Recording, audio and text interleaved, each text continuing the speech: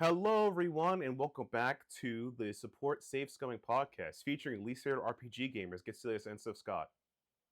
Hello. It's a new month and a new save, so let's boot up on the usual, like to talk about, and let's talk about RPGs that we played recently. Scott, kick us off with any RPG you recently played.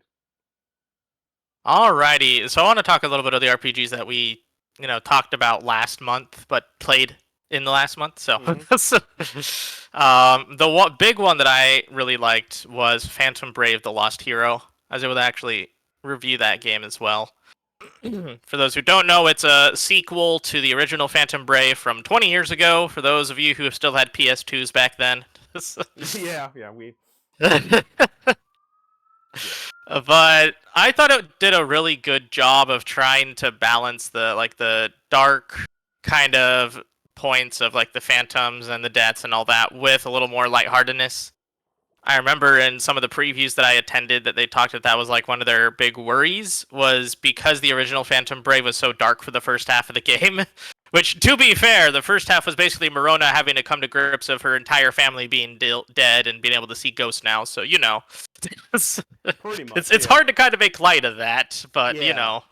And compared to like other NIS games and more lighthearted in the strategy game, this one's like we got some deep lore for you. Yeah. So they already like wiped that up with Morona. So Morona is no longer the one who has to deal with the dark side stuff.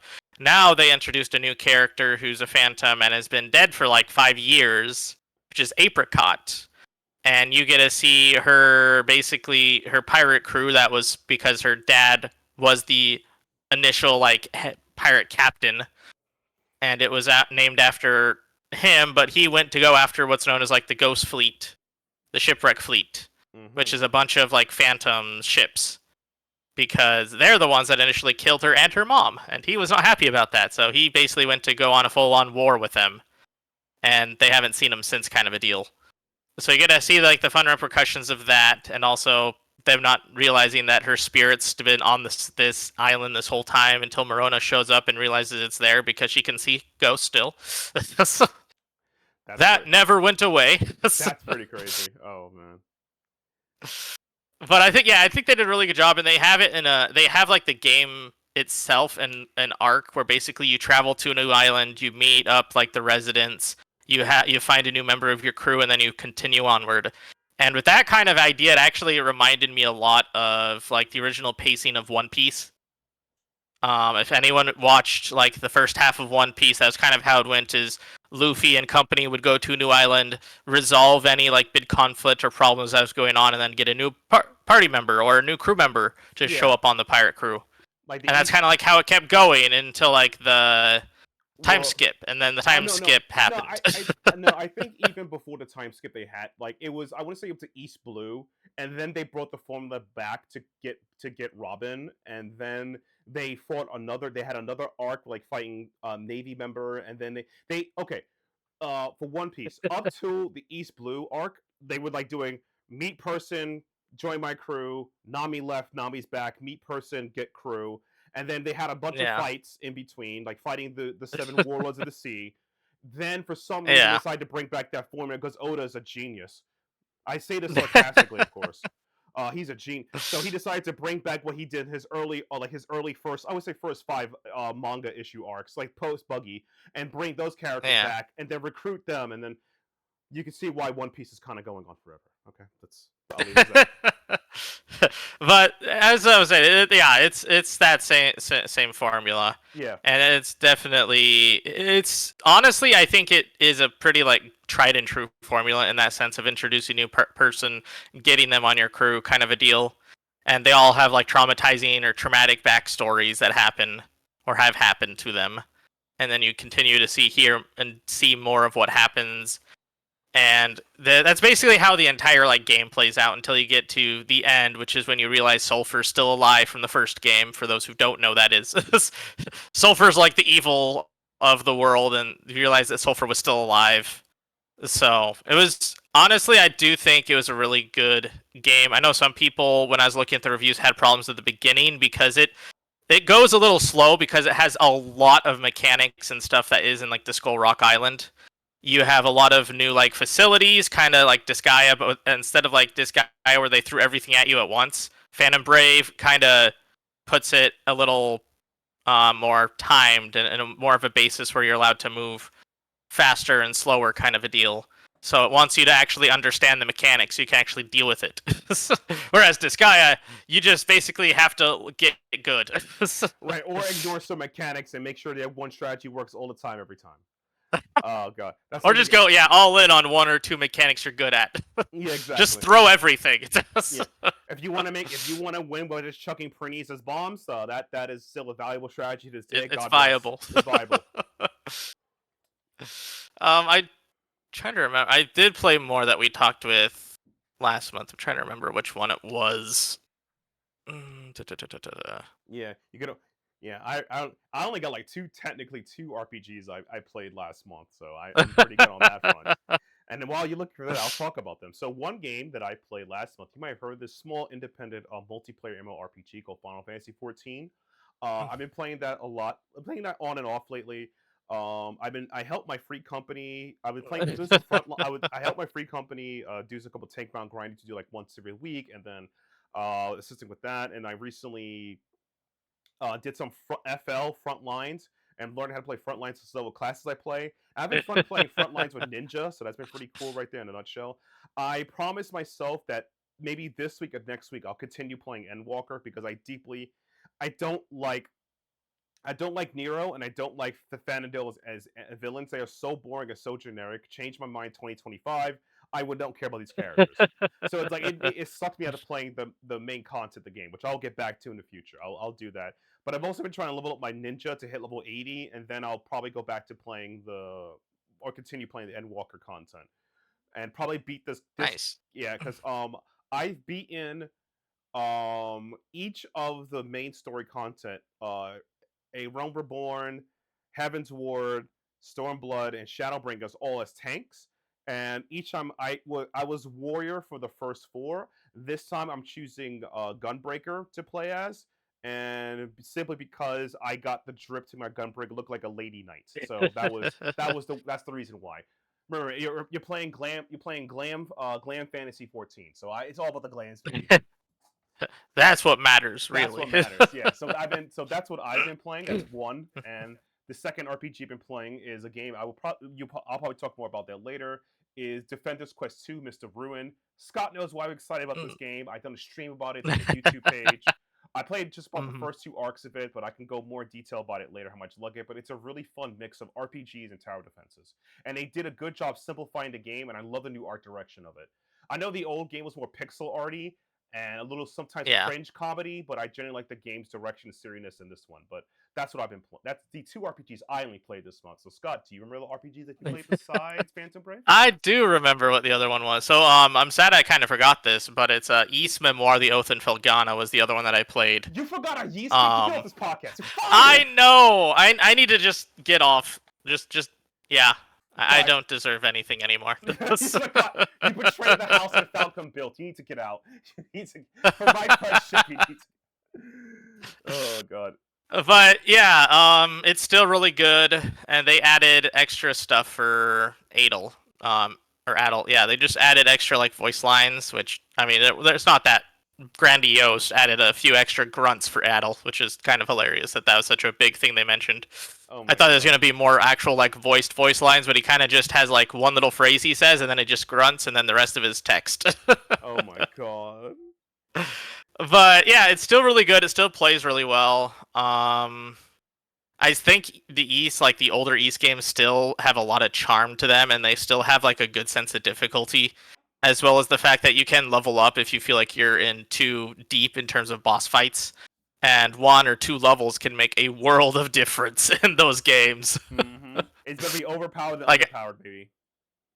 It pretty much. I went from like basically getting killed every 5 seconds on a boss fight to then leveling up once, then going in and just not even getting hurt, to just defeating the boss and be like, well, that was easy. Pretty much, yeah. Oh god, I'm still praying that they make a remake or even a remaster of Yeast Origins. Then I would know that I have been blessed by the house of Falcom. That's all I know. Yes, please. Yes, please. Yeah. And speaking of the House And of actually, playing East Memoir made me pull out my Vita to try to play more East Origins. Actually. Oh god. Like Yeast Origins and the Legend of Nayuta are like the closest to people, like in my opinion, at least. Well, Nayuta is a tower dungeon RPG. Sometimes you just want it Yeah. simple. That's all I want, man. Yeah. Just want the small puzzles and just keep going up and up and up. Exactly. And Yeah. fighting all the things along the way. Yeah. Pretty much. And now that we talked about RPGs we played recently, we're going to continue talking about more RPGs that we played recently, but not me.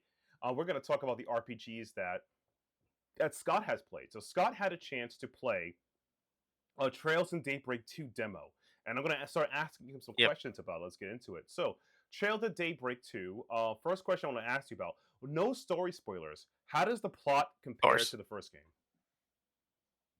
So it's interesting when you remember the first Daybreak game. It basically is a whole collectathon when you look at the overall plot, where you have to find all of the 8 Genesis that Anya tries to get Van to do, and you find all of them in the first one except for one.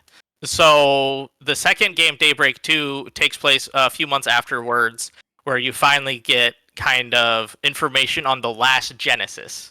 And so Daybreak 2 basically is all about trying to find the 8th Genesis. So it's kind of like the epilogue to what the bulk of 1 was in terms of where the plot goes. So you need to find the last Genesis and finish up all the loose ends before we can start getting more crazy in the third game. That's interesting, but like as of tone and setting and like atmosphere, is it the same as one, or it's like it feels completely different? Because like to be fair, it's a lot more interesting in the sense that the 2 has a more like story structure to something similar along the lines of Trails into Reverie, where you have different viewpoints going on at the same time. And so the tone is basically one half of it is Van going and finding the last Genesis.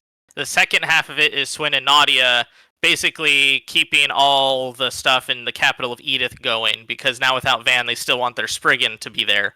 And so Van basically gives his Spriggan duties to Swin and Nadia. And so the story kind of ping-pongs between the two viewpoints until like the last act of the game.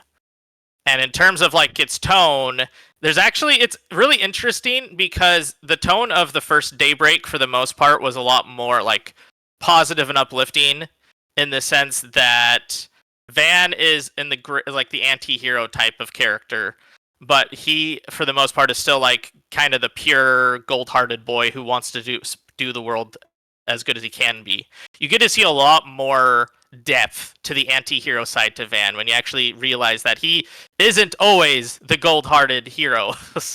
He does have to make some more tough choices in who he protects and who he decides that he wants to trust with information.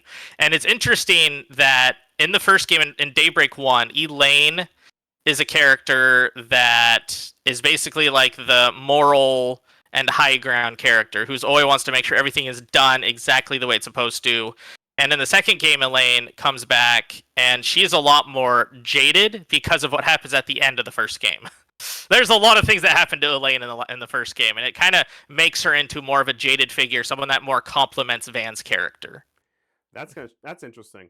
I would say also too. It's So here's a tangent.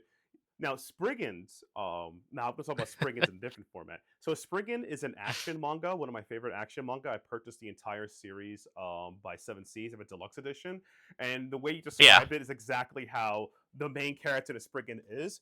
He started off as a good person, but he gets morally dubious as the organization he worked for kind of sucks because he's elite unit. Because he's Yeah. an elite covert op unit. So, I wonder if the people at NIS Falcons are fans of Hiroshi Takashige's works, the guy who created the Spriggan series, the writer. And it's very possible. Because it's like, interesting. I see what you did there. Okay, buddy. So that's kind of fun. That's kind of interesting in that regard. So that's kind of cool. And the final question I want to, so that's like the story beats. Not the final question, but the next question I want to ask is, so Daybreak 2 is starting the new thing that NIS Falcon games are doing, where some of their turn-based games also have action combat. And you Yep. played with both of them. How do they both feel in Daybreak 2? Okay, so Daybreak 1 was like the beginning of them trying it out as like a prototype, and then Daybreak 2 I think is where they hit the ground running in this. They added a lot of mechanics, they added a lot of features to both modes in turn-based and action, and they both feel a whole lot better than the first Daybreak. Like actually playing the game feels so nice. And they added a whole they added similar to like again Reverie, where they had the Reverie corridor where you basically just do combat for half the game to like get used to the battle system and basically break your characters. They added something called the Marchand Garden that is that exact same thing, where you just basically play around with the action combat and the turn-based combat, and you find like what you like to play with. And they made the characters' combat movements and animations a lot more fluid too. So actually doing combat in both action and turn-based feels so nice now. And I almost feel like saying that I might prefer their action combat more than turn-based right now because of how much more emphasis they put into basically rotating around the characters. For instance, when you are fighting and you do a perfect dodge, you can do what's known as a cross charge, where you swap to another character in your party and they will do their big attack, and then you can continue playing as that character until another like perfect dodge happens, and then you swap out and you keep just doing that over and over again. So you basically are always going to be constantly shifting characters during combat, which I think is actually really nice and valid. In turn-based, I was always focused on having one or two characters do the brunt of the work, and the other ones like doing support duty. This one I feel like actually can play with everyone's kit. That's kind of with action. That's kind of cool. It's as I feel like though. Okay, so this is a question I always like about Falcon games. So I can switch my buttons to what I want to be for combat, for action, right? Because I do that in Yeast. Okay, Yeah. the format you should use, but it's like no, I want my parry. I want my parry to be my my O or B button. Okay, I want that my parry. Yeah. Yeah. All right, fantastic. They're learning. They're learning. They're learning. All right, fantastic. Yeah, they are. Yeah. So now that you prefer other, I guess I want to talk more about like the elements of the turn-based system still feel as I would say tactful as compared to the action portion of the game, because it's like I would say the most tactful combat I had in turn-based was me biting my nails in Trails of the Sky Part 3, or Yeah. or the last two fights for Trails into Azure. And if you know those fights, you know those fights. Oh, yeah. Oh, that last boss on like the Mirabelle stuff Yeah, in exactly. Azure was so painful. Yeah, so it's like I wonder how well the combat, how do you feel? Is it still that complexity, or it's just like, all right, you healers heal, I'm gonna dab, okay? So it depends on how you build your character. So similar to how, say, in Azure, you would build Lloyd into like the I never can get hit or hurt Yeah, builds, the yeah, evade tank, which yeah. is one of the most useful builds in Azure and not Sky, into Azure and Zero. What I usually do is I would build Van into basically a tank that can evade magic stuff, but can basically tank any physical hit. So I would have him just use. He has a move called like the coin bullets, which allows him to build up his aggro and like his hate meter, Mm-hmm. and he also can reduce the physical damage the enemies do. And I'll make him go to the very edge of the map and just keep doing coin bullets so that they'll eventually go all the way to the edge of the map, and have my other three party members basically attack them on the back. Basically, most party members will have what's known as like a move that does extra damage if you hit them in the back. Aaron has a very good one that you basically can just focus on doing that. So there is a lot of strategy in how you build your characters and what kind of strategies you do with your characters. There are some times where you have different party members that you have to build around them. But I always have Van as the tank because he can take a lot of damage. A lot of big damage. Yeah. Yeah. I do think that it's still pretty tactical. They still have a lot of the tactical stuff. I do think that Reverie and Azure had more tactical moments in their turn-based systems than Daybreak does. But I think that's just because they're trying so hard and trying to give you both action and turn-based at the same time. Fair enough. yeah, fair enough. It's because again, this is a new thing for them now, because now they're just implementing it. Like we saw, like in our trailer reaction to the remaster of Trails of the Sky 1, or Trails Yes. of the Sky the first. They're calling it. I get it. I get it. Rebrand. It's no longer Legend of Heroes. There's no heroes anymore. Estelle didn't really. Let's not talk about how great Estelle is. But in a serious Yeah. note, like, do you feel like this type is a turning point going forward for the action games? Because like this is brand new for them. Because if you like, it felt like before they started doing this into Daybreak, I felt like if you Mhm. were an ARPG person or you like your action games, you played Yeast. If you like your Oh, turn-based yeah. games, Yep. you were a Legends of Heroes fan. Now Legend of Heroes is the action Yep. game. I'm like, what's Yeast gonna do over here? What are we doing? He's still in I my mean, thing. Yeah. I think Ys is still gonna be the better action combat you'll get. Yeah. But that's just because the East team is like, if you've played East 10, you already know, but they have a lot of experience in terms of having combat feel good, look good, and be able to basically make it as broken as you're able or as you want in an action game. Yeah. There's no getting around that part. That is facts. Yeah. But that said, I do think that they got a lot of experience from the East games into trying to build an action system for the Trail series. I do wonder if they're going to continue that after this engine is over. Like after they do Daybreak 3 or Daybreak 4 or whatever is going to be the final one in this engine for they go to a new engine again. Yeah. They may go back to being fully turn-based, or they may just keep on trying to do a mix of both. I I think it depends. Maybe they can mix it up between the two, but yeah, I hope it was interesting times simply because it's like, and by the way, Yeast X Nordicus Peak, it's probably like I said, top 5 Yeast games with Yeah. Felgen Origins X. Those are my top 3, and I haven't hard question mark to I believe 8 to Lana, and a hard Yep. argument for Celica. Those are like my hard choices, but like top 3. X, Yeah. the Nordics, Origins, Felgen. Those are like easy. So it's like, Yeah, let's so go. Yeast games will most likely still innovate on the action combat genre. Yeah, yeah. No, Legend of Heroes is having a small chance, and nothing bad ever happens to the Kennedys. I'm just kidding. Nothing bad. Oh, jeez. Oh god. But on a very serious note, though, yeah, I'm pretty happy with them trying this out, and I can't wait to put my hands on it and play it myself in the future. So, Scott, thanks for having a chance to play the game, and you can check out the Outerhaven website to check out more content based on the Trail series on there, Yep. and our I have YouTube a channel. bunch of previews of Trails in a Daybreak too, Yeah, and a review of the full game is out right now. So go do that if you can, if you haven't already. Yep. So you can check out the full review there, and check out our trailer reactions on the YouTube channel. So after that high note to talk about how great NIS Falcom is, they're climbing up there. They're the best friends ever. We need to talk about the bad times.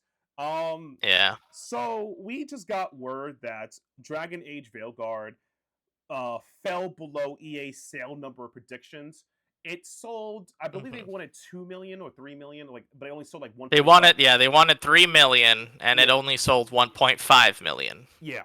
As of, I guess, when they reported it, it could sell more. They could sell, yeah. They could do. They can always do more tomorrow. Eventually, never. Yeah. So with that happening, which was 5 stars when made again. Very smart decision by everybody in the room. So let's talk about this. So because of this, EA is at a position where they during this, I believe one of their executive members, I know it was CEO, but I think it was executive member stated that this game would have did well if it was a live service. And I'm like, my brother in Christ, Mhm. the live service model No. failed you before. Remember this game called Anthem? I don't know why they're trying to push BioWare to be so live servicey, considering BioWare is never had that as a strength. Yeah, exactly. Like, what are you doing? So that already is kind of like a problem in its own right. And then comes like the other things happening at BioWare that's not great. EA at its core is having issues. Yeah. The Veilguard sales are just a tip of it. Their sports games are losing numbers. They're not making the new soccer game is going to Konami and not them. So that's a whole thing. There has Yeah. been recently been layoffs at BioWare. And now BioWare Yep. is a small. Layoffs will be leaving. BioWare is a smaller company now. I think it's like under Yep. 100, and they were. Yeah, it was like 70 something, I think now, Yeah, it's crazy. And which here's is the yeah, crazy. crazy. And then they're like, okay, buddy, now I want you less than 70 people to make a new Mass Effect game. What? Yeah. Good Uh, luck with that. good We're luck with gonna that. have lots more outsourcing. Yeah, I'm like, does anybody in here like read or anything? Are we just gonna realize what happened here? You have less people to make a game that you want money in. Yeah. I don't know how to tell this to you, but I think this might be a bad idea. Just between you and me, I think it's a bad idea. I'm not a psychic. I'm not the smartest man in the world, You but I think this might don't be a need to bad be idea. an analyst to see that's a bad idea. Yeah. Like my fifth grade education can see through these bad ideas, my good sir. And I just feel like this is just oh man, you're not helping the company get better. Things are going down the tube. You have less people working at the company. How is it we're going to exceed? How we're going to succeed? Because it's like if we talk about the history of BioWare as a company, BioWare's decline happened way before the Dragon Age Veilguard numbers happened. We could talk about Yeah. the reports that came out from Jason Destroyer and other people reporting the incident, the BioWare magic, which is just crunch time. They were crunching their employees into the ground to the point that people were Yeah. leaving BioWare since Mass Effect 3. So Yep. that's already a problem there. Then, as we discussed earlier, live service games of the future. Anthem sucked. They wasted all that time and money to make Anthem. That bombed real It did bad. not do well for them. They did not do well for them. Then we also had another game that came out, Mass Effect Andromeda. Though I think a lot of the premise of the game is interesting, it flopped. It flopped really hard. This game felt like a super game. They just threw everything at the It wall. didn't help that the first week of Mass Effect Andromeda came out, and there were so many problems with the actual game. Yeah. Like, playing the game had problems. Like, the voices would randomly disappear. You'd have characters randomly come out of nowhere. You just had so many problems in how it worked because it needed so many patching and stuff to finally become playable. Yeah, that was the future. That was the future. That was so smart. I would hire everyone in that company again. They were all the biggest. Yeah, so that's Andromeda. That happened. So the last great game that was made by BioWare was Dragon Age Inquisition. Yep.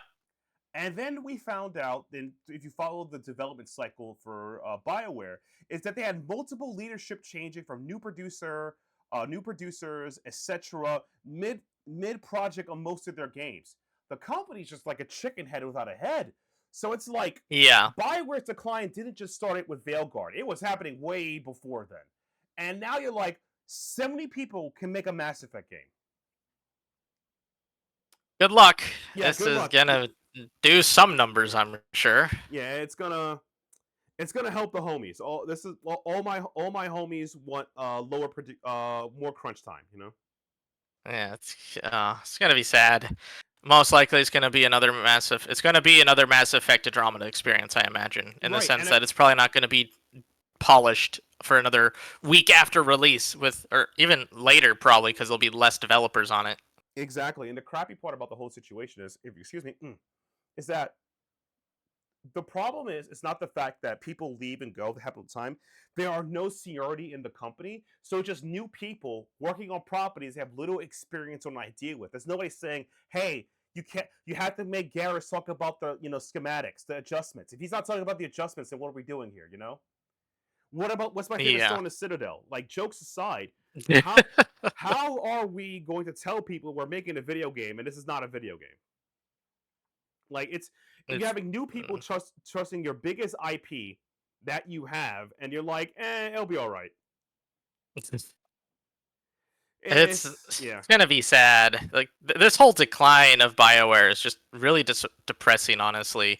Especially when you look at if you're someone like me who got onto the. I mean, I am probably one of, I don't know, I would say the large majority who got on board the BioWare train during Knights of the Old Republic, Oh, and is basically following that company since. And then there's a much lesser amount of people who've been following them since Baldur's Gate 1 and 2.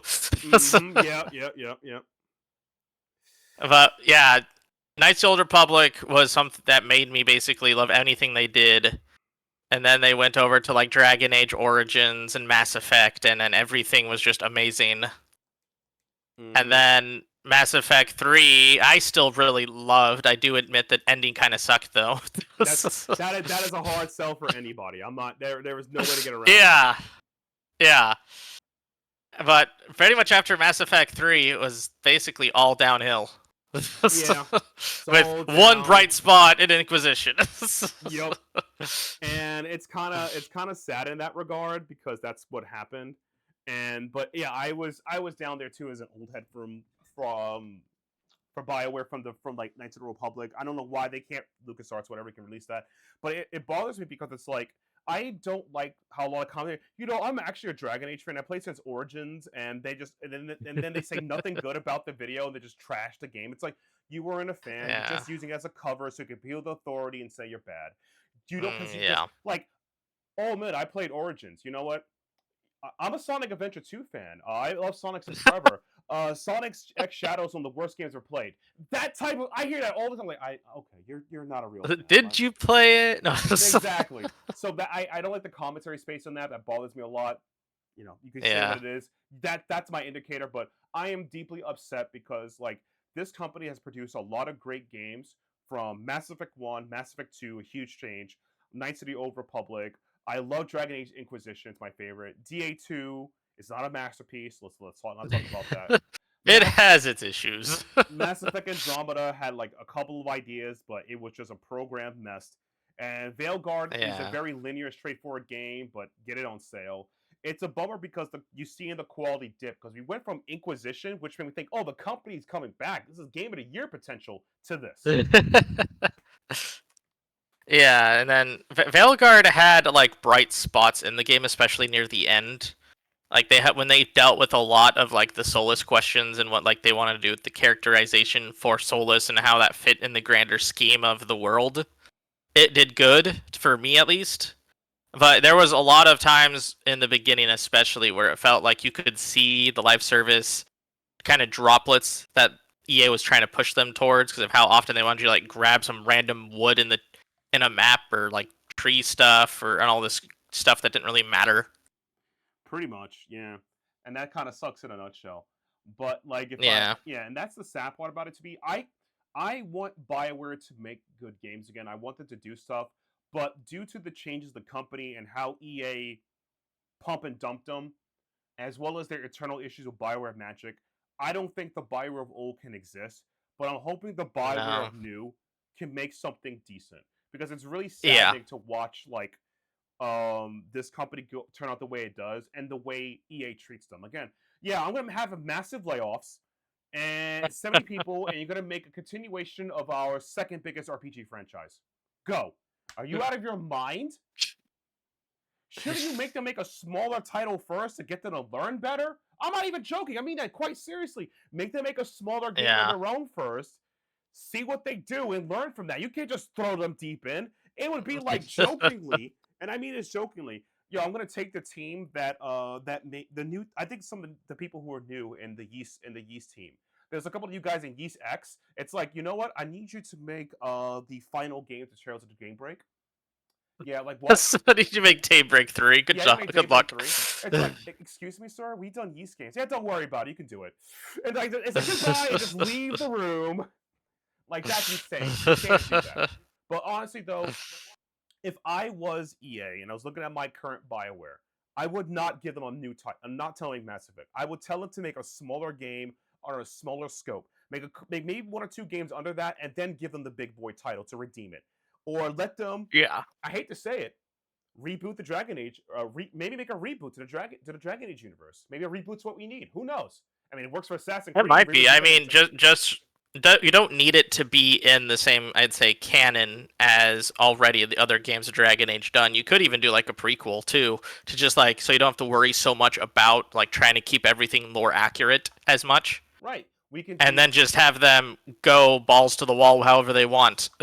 right. You can make a game about how the Inquisition, how Scout Harding had to, help fight off evil before she joined Rook. You can make a Yeah. game about Dorian and how he made it to the Democratic Defender Council. I mean, again, there are you just work on something smaller, guys. I do not need Yeah. big game productions to be failures because it looks bad on everybody. You wasted my time, Yeah, it you wasted does. your money, you wasted your time and money. I know it's a job and nobody intends to make bad games, but you made a bad game, okay? You made a bad game. That's all I gotta say. You made a bad game. Don't make bad games, please. Yeah. So, speaking of smaller game and scales of production that matters, RPG Maker Festival's happening today in February. Woo! Heck yes! Let's go! And I believe that you pointed this out to me, Scott, that RPG Maker 15, I'm sorry, VX, I thought it was 15. Is that how you say Yeah, it? and I understand. It's VX. It's like visual effects, but Visual effects, yeah. So RPG Maker VX Ace is free this month. That's pretty big. Yep. Yeah, that's pretty big. So if you are someone who wants to dabble into the RPG Maker engine, yeah, and RPG Maker VX Ace is free this month. If you are someone who just wants to take a look, poke around, it has a lot of fun systems. Basically everything is visual, so like actually modeling the sprites and stuff is something you can do in it. You can add code if you are comfortable in programming, but you don't need to. You can do everything basically within its own engine of doing triggers, effects, all those good stuff when it comes to making an actual game. You don't need to make it giant, of course. Just make little small ones, get yourself used to the engine. But overall, yeah, VX Ace is free for this month. They also have discounts on all the other RPG Maker versions if you do want to try one of the newer ones, or if you want to get an even older one than VX Ace, but I wouldn't recommend the older ones. Yeah, you get the new. Get one of the newer ones if you can, or just get VX Ace for free. Yeah, get the shiny, get the pretty shiny, and that's pretty good. And as mentioned, RPG Maker games on discount, so you can try out, you can try the program there, and you can get into making video games on smaller scales. Build a fan base. There are tons of great indie RPGs that started using RPG Maker. It could be you, it could be me, it could even be Scott. Yeah, so a lot of the different people's RPG Maker games are actually discounted on like Steam and itch.io in case you want to actually try them out. So that's a big part of this festival too. They show off like what people have made with their engine, basically. Mm-hmm. So this is a good month to get into RPG Maker. Yeah, it really is. Every discounts galore. Exactly. You can try a bunch of them, and you see if you like it or not. And I think it helps everybody. I mean, it really does. It does help everybody. So check that out if you haven't already. And speaking of things that doesn't help people, at least I'll probably talk more about that later. Yeah. Is Moonfrost is an NFT mint game. Scott knows more about this because I am not on the internet. I'm just kidding. Go ahead. It's probably good not to be too much on the internet, honestly. But yeah, so there is a company, more like newer cozy game. Is 2023 is like when it started getting marketing. But a game called Moonfrost, initially in 2023, was all big up with like the Web3 blockchain, all the cryptocurrency stuff, and NFT mints. Where about a year after that, like June 2024 or so, they removed a lot of their information about like the cryptocurrency they're with, the Web3 development they're doing, as well as the NFTs that are going to be inside the game. Now that they realize that, NFTs aren't nearly as popular as they, used to be, which, I mean, they never should have been that popular when you actually look into the brunt of things. Yeah. The blockchain is a mess, and trying to deal with getting cryptocurrencies is also just dumb and evasive. But ultimately, they still are using NFTs, they still are putting in cryptocurrencies, and they still have investors who are trying to put in more different collectibles for NFTs inside it as well. So even though they don't advertise it, they still are utilizing NFTs and cryptocurrencies and Web3 development blockchains. Fantastic. So that's such a great idea. Make sure you look into the games you want to buy, because I at first was super into like the aesthetics, because if you look in the art at Moonfrost, it does look really good. Like it's pixels, it has really good hand-drawn animation for what it is. But when he actually decided to look into it more and realize, oh crap, this has NFT written all over it now. Yeah, that's kind of where we are. The crappy part about that, it like is like, okay, why would I play a video like, okay, so if you want to earn money playing video games, consider starting a podcast. Jokingly. One, if you also want to earn money playing video games, make a YouTube channel. Two, if you want Yeah. to earn money playing video games, talk about video games the other ways. If I want to earn money playing the game physically through other ways, that is just kind of archaic and doesn't work the way it does. Back in the day, Grandpa get serious. Ah, all right. Get him the cane. Get him the cane. That's right, Grandpa Silius. You make money off World of Warcraft by selling tokens and mounts to people in exchange for gold. You also made money back in the day playing fighting games, beating people for incomes. Yeah, that's the way you do it. But that's competitively how you make money. Competition is another way. If you're really good, that's the harder way. But if you really want to make money in video games, there are much better options, and I mean this very politely. Making content, podcasting, etc. They're way better than using NFTs. Why would I play a game that would get the money from NFTs and other people doing it too? The easier the access is to get something, the harder it is to make money from it. Yeah. Basic 101. The logistics about collecting NFTs too, again, it just kind of sucks. It's like, bro, just make a video game. NFTs. It would be nice, especially if they're using the same like pixel artist to make the game, because as I said, the art, the pixel, like the ambiance looks really good for Moonfrost. Yeah. It just sucks that it's gonna use NFTs for basically everything. Which, I mean, in a cozy collectible game, that it kind of is like almost like a rich point for NFT people, for those who are like big into cryptocurrencies. Yeah. So like every single like fish that you catch, every single like plant that you pick up is gonna be its own version of NFT that's gonna make it, I guess, unique, so to speak. But it's still just gonna be the same type of art. So it's not actually gonna do anything. Yeah, it doesn't. There's no purpose in having cryptocurrency inside a game. Yeah, you know what? Yeah, that's kind of true. There's no quantity to do it. It's like it exists, hooray! And you sit there and look at yourself in the mirror, like, why am I doing this? Yeah. But it's just like, yeah, I would avoid Moonfrost if you can. Unless more information comes out, we'll probably notify you, or you can check it out yourself. But Yeah, I would avoid yeah. If they get rid of the NFTs and the cryptocurrencies and their links with Web3 and developing on the blockchain and all that, then yeah, go for it. Because I love the art and I love the idea. Pretty much, yeah. And now we're going to get into our favorite part of the Support Save Scumming podcast. That's right. We're going to be talking we're going to talk about the RPGs we're looking forward to in February 2025. So let's get that started. Okay, so let's talk about RPGs we're getting into for February 2025. And as we get that video ready, because apparently the loop video is playing the wrong one. I love you, the wrong loop video. The wrong Hooray. Loop. Hooray. I did not expect that to happen live here on twitch.tv, guys. Get serious. Luckily, it's not twitch.tv get serious. It's the Outerhaven YouTube channel, because that happened there. That's a whole different problem for another time. But as we get ready to talk about the RPGs that are coming out this month, man, I think February's a pretty solid month. It's a pretty chunky month for RPGs. It is. It is a pretty chunky month. Yeah, it's pretty crazy in that regard. But let me just make sure that the video is working in there, and bam, there we go. Okay. The video should be playing in 3, 2, 1, start, because the video is just being weird. Okay, so I'm going to talk about an RPG that I personally am looking forward to is Defender's Quest. It already came out. It came out in January, but like, yeah, I'm doing it, right? It came out then. It's February. Defender's Quest 2, Mr. Ruin. It is an excellent RPG combining both tower defense and RPG mechanics. The story is much more smooth than the original. I love the art direction. It's still fun. I'm still grinding it out to get all perfect level runs in each for no scenario. And I love how they really did do a good job of making the characters have some unique abilities. So there's a difference between picking the 2 levels of characters together. So I recommend Defender's Quest 2, Mr. Ruin. It's out on Steam right now. Pick it up while you can. So the next game is going to be, I think Scott's going to recommend for us. So Scott, get on that. Yes. So the next game is Kingdom Come Deliverance 2.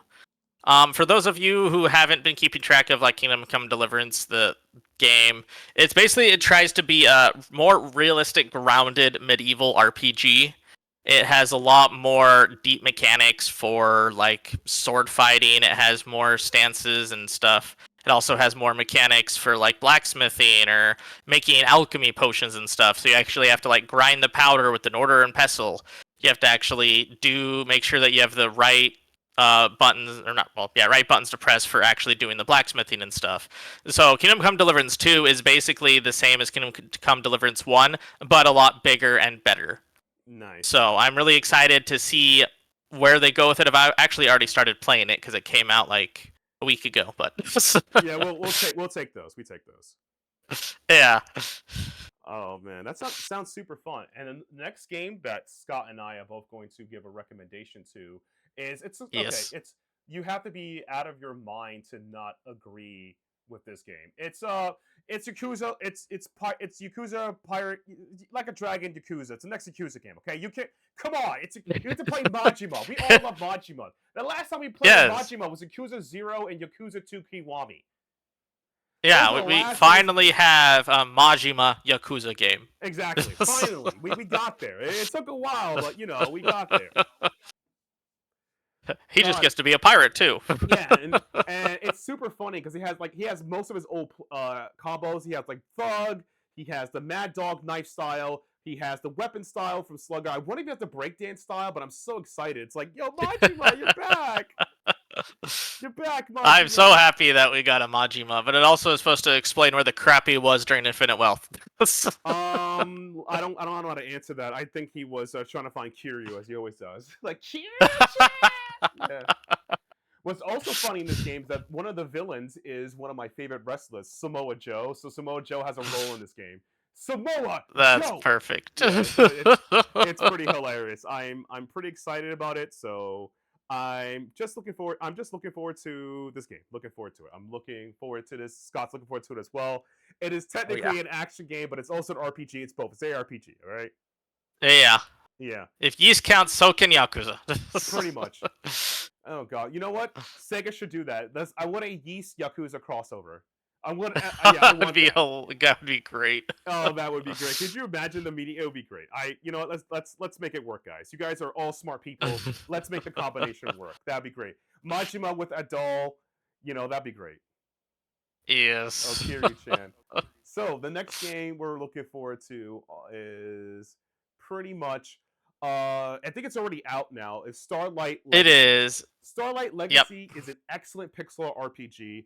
I had a chance to look into it and play it, and this game boasts itself on. It does have a lot of the core aspects of RPGs down, played simply, but it does a really, really, really good job. It does. Of its turn-based combat system, and a really good job of allowing you to play the game the way you want. Because obviously, every RPG has some point in the game where it's like, well, you have to defeat the 4 robot masters, find the X relics, and beat the game. This game does something a little more different, or at least some games do well. You can pick any order how you want to fight the relics. That's it. Yep. That's it. Now you can. You don't have to do it in order. You're not streamlined into a certain place. You get to choose whichever way you want to go. They do a cool non-linear type of level scaling where like the world basically levels with how many relics you get. So when you get the first relic, then like the world level rises and then you go to the next spot and you get another relic, the world rises up again, and it's just like it's really cool. And I think it does it's a really good job of how to scale your level with your world. Exactly. Yeah, it does a good it's a really cool idea of scaling the game's level with you, and I think that's a really, really, really, really cool idea. That I never thought of it that way, and that's a good way of balancing things out. So we highly recommend that. Mm-hmm. And the last game that Scott and I are going to recommend you for February 2025. If you haven't figured it out already, we are paid shills by NIS Falcom. Oh wait, do we get paid? We don't get paid. So all right, well, we will get paid too. They better call us. Man. We are unpaid shills. We're unpaid shills. The best kind. Legend of Heroes, Trails of Daybreak 2. We've done a whole segment talking about Scott's review and playing of the game. It is fantastic. Yeah. It's going to be great. I still waiting for Daybreak 1 to be on sale because I was poor. I'm one of these you kids called the poors, okay? I'm the poor. Yeah, I played 1. I loved it. 2, I also played and loved it. I actually think 1 might be the better cohesive whole, but I think 2 plays better. That's good to know. So it depends on if you like it for the plot or if you like it for the gameplay or if you like it for both. But ultimately, yeah, Trails Through Daybreak 2 is definitely a high recommendation from me. I think any Trails game is really good. Even like the lesser Trails games, I think are still like at least like an 80 out of 10 or 80 of 100. I feel like they're still really well done. Yeah, I feel like in my honest opinion, the worst Trails series I ever played. Personally, I don't like Cold Steel as much. Cold Steel got me to drop out until Scott told me there's this guy called Lloyd who overcame his barriers, and I got back into Crossbell Arc. My honest problem with like Reen as a character is that I feel like he's too anime show protagonist, and he doesn't feel like. And again, people told me, and I looked it up, that Cold Steel was GOAT for them. And you know what? I'm glad, but Estelle should be your GOAT. Estelle should be the GOAT, but Cold Steel I think is interesting because that's where a lot of people got on board in the Trail series. Yeah. And that's almost, I think, why there's so many people that have so many divisive opinions on so many of the later titles, is because they don't understand anything about this Lloyd or Estelle character. Yeah, I don't know how that happened, but that can be fixed with violence. Because that is a violent situation that needs to be fixed, like today. Yeah. Yeah, but yeah, I highly recommend any of the series. Like I said, I understand why people like the Cold Steel series, and simple because is that, to be super honest, Steel is the most anime protag, most vanilla one you could recommend to people. And I think that's fine. I think it's okay to have a vanilla game you can recommend to people. I cannot openly tell people to play the weird roguelikes or RPGs I play. I need to get a vanilla game. Like, my friends are trying to tell me today, Gets, you need to play Deadlock. You love Marvel Rivals, play some Deadlock. Deadlock's too weird for me. I may give it a try, but I can play Rivals, though. Yeah. Yeah. But I understand its appeal. So, like, and then Reed's not even a bad character, except for Part 4, which becomes PTSD the game.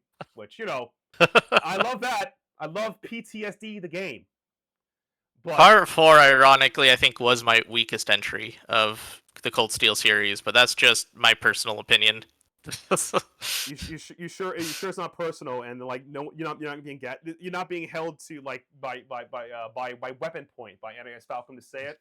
I think it's funny because like Cold Steel 3 I actually really liked, and apparently the community did not like 3, but they all liked 4, and I'm just like, 4 is not as good as 3 though. Okay, all right. Here's my honest opinion why they like 3. 4 had the PTSD moments. 3 is like Yakuza 3. It's like a fine wine. If you like Yakuza 3, you are a person of culture. And I mean that not even like there. Because it takes a lot to like, oh, I get it now. Like, yeah, you get it. That's why. That I stand by that argument. Come at me if you want, bro. But honestly though, Cold Steel for me is my least favorite Legend of Heroes series, and I give that a 7.5 to an 8. That's how much. Even my least liked is like still a B+, still a BB+. I just don't talk about it because of the nightmares and the head padding. All the head padding. All it was even the weakest trials is than a lot of longest trims.